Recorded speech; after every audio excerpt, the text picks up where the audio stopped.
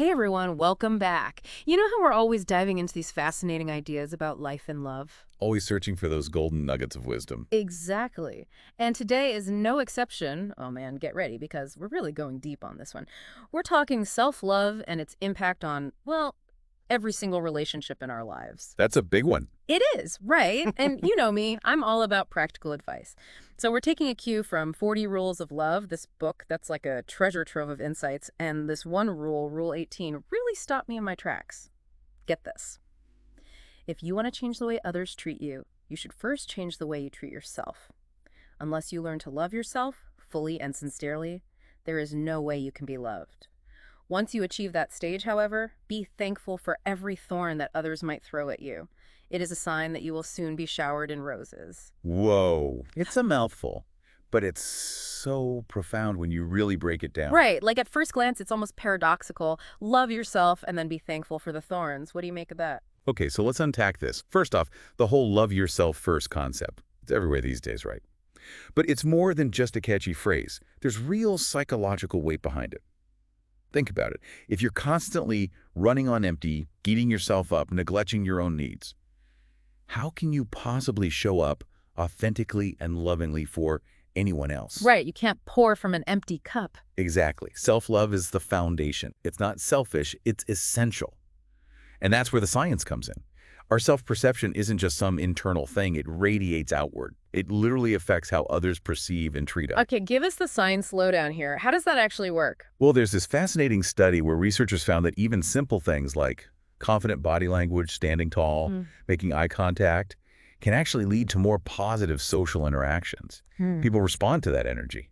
Interesting. So if you project confidence, even if you don't totally feel it yet, people are more likely to treat you with respect. Exactly. It's like you're subtly shifting the entire dynamic of the interaction just by how you carry yourself.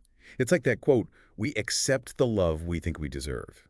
If we secretly believe we're not worthy of love and respect, we'll unconsciously act in ways that confirm that belief. It's like a self-fulfilling prophecy. Exactly. But here's the cool part. When we do cultivate that self-love, when we start treating ourselves with kindness and respect, something really interesting happens. Those thorns, those inevitable negative comments or experiences we all face, they just, well, they don't sting as much anymore. It's like we grow this inner armor. Yes.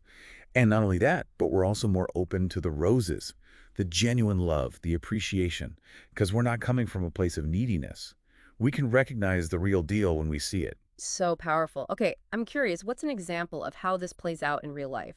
Can you give us a concrete scenario? Sure. Think of someone who's gone through a major personal transformation. Maybe they finally left that toxic job, prioritized their health, or started setting boundaries in their relationships.